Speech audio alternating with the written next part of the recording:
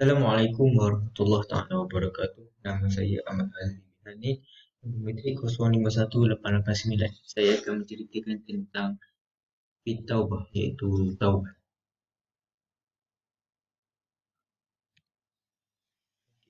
Taubat ni ialah dasar jalan orang-orang yang menempuh perjalanan menuju Allah Subhanahu Wa Taala dari kunci kebahagiaan pada para murid. Maksudnya di sini, apabila kita mahukan kebahagiaan, kita datanglah kepada Allah Subhanahu Wa Taala dengan cara bertaubat. Okey, yang kedua adalah Nabi Muhammad sallallahu alaihi wasallam bersabda, orang-orang yang bertaubat adalah kekasih Allah dan orang-orang yang bertaubat dari dosa adalah seperti orang yang tidak berdosa. Ini bila kita bertaubat kepada Allah Subhanahu Wa Taala, dosa-dosa kita yang nampak akan dihapuskan oleh Allah Subhanahu Wa Taala. Okey, hakikat taubat. Hakikat taubat adalah kembali dari jalan yang menjauh menuju jalan kedekatan. Maksudnya itu dekat dengan Allah. Maksudnya di sini kita datang kepada Allah Subhanahu Wa Taala dari kemungkaran. Maksudnya kita jahat datang kepada baik. Maksudnya daripada jahat kita bertaubat. Okey. Seterusnya adalah taubat wajib ala kulli ahad. Maksudnya taubat wajib atas setiap manusia. Allah berfirman dalam Quran surah An-Nur ayat 31, A'udzubillahi minasyaitonir rajim. وَتُوبُوا إِلَى اللَّهِ جَمِيعًا أَيُّهَا الْمُؤْمِنُونَ. Sadaqallahu azim. Maksudnya, dan bertaubatlah kamu semua kepada Allah. Okey. Yang seterusnya adalah insan la yakhlu an zanab. Okey. Yang pertama adalah sesungguhnya manusia dalam setiap keadaannya tidak luput dari dosa, baik dalam anggota tubuh maupun di dalam hatinya. Okey, yang kedua adalah tidak lepas dari akhlak tercela sehingga hati harus dibersihkan. Maksud kedua pernyataan ini adalah kita setiap manusia tidak lari daripada membuat kesilapan ataupun membuat dosa. Jadi sebagai jalan penyelesaian kita bertaubat kepada Allah Subhanahu Wa Taala untuk mendapat keampunan daripadanya.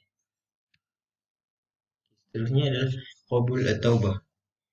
Itu hendaklah di dalam hatimu meraih persediaan diterima kerana jelas cahaya makrifat di dalam hatinya.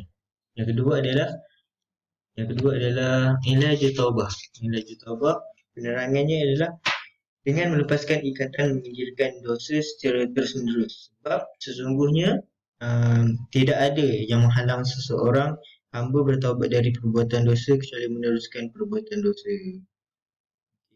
Poin yang pertama adalah kerana yang dihinggapinya tidak mengetahui bahawa hal itu adalah penyakit.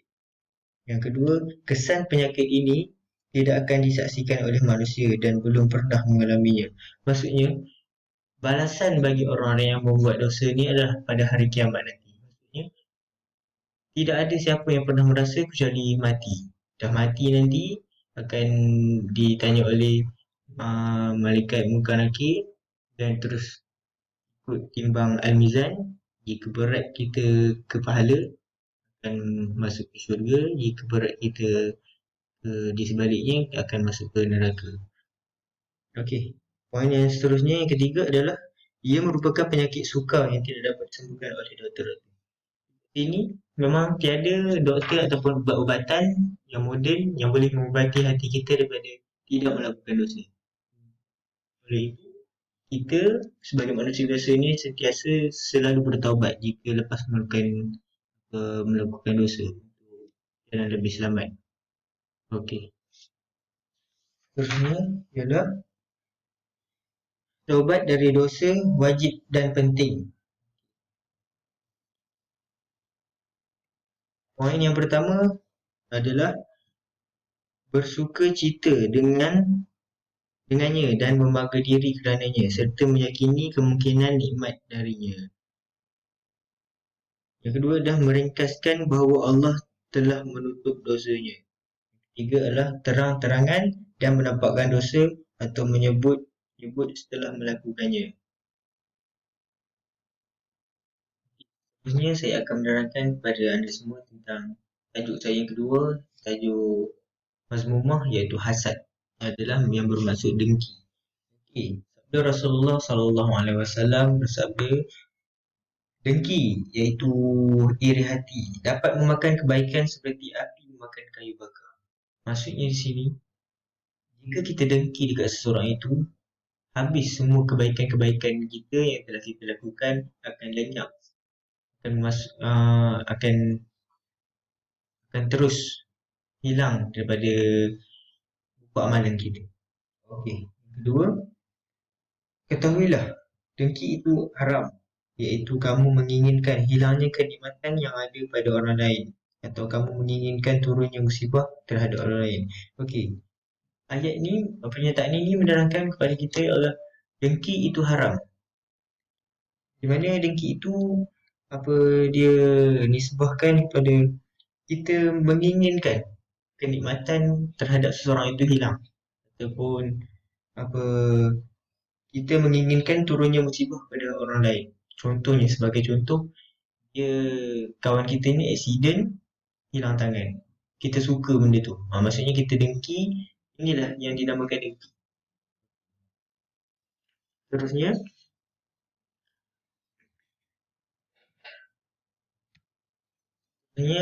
ialah ilajul hasad.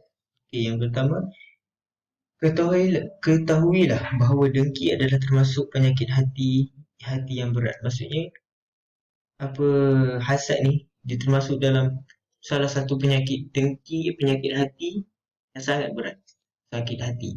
Okey, yang kedua adalah sedangkan penyakit ini tidak boleh disembuhkan kecuali diubati dengan ilmu dan amal. Maksudnya penyakit ini ubat dia untuk hilangkan adalah dengan cara ilmu dan amal kita. Kita berilmu, mencari ilmu tentang cara-cara untuk menghilangkan kita punya perasaan dengki, hasad dan kita mengamalkannya dalam kehidupan. Contoh, sebagai contoh, dengan cara kita beristighfar pada setiap masa.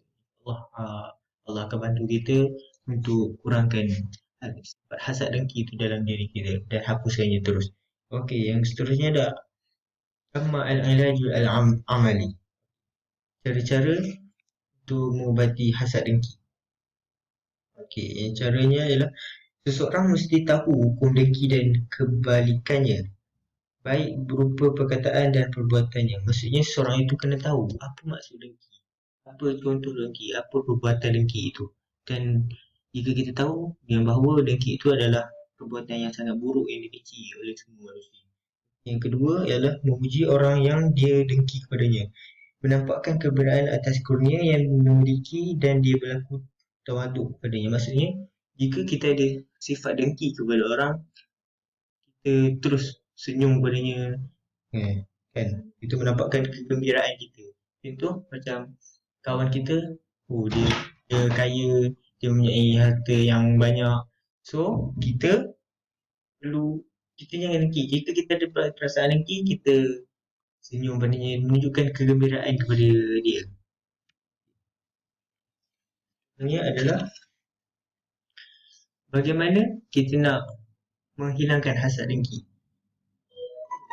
Okay. Kaifa tatakhallasu min ithmi al-hasad.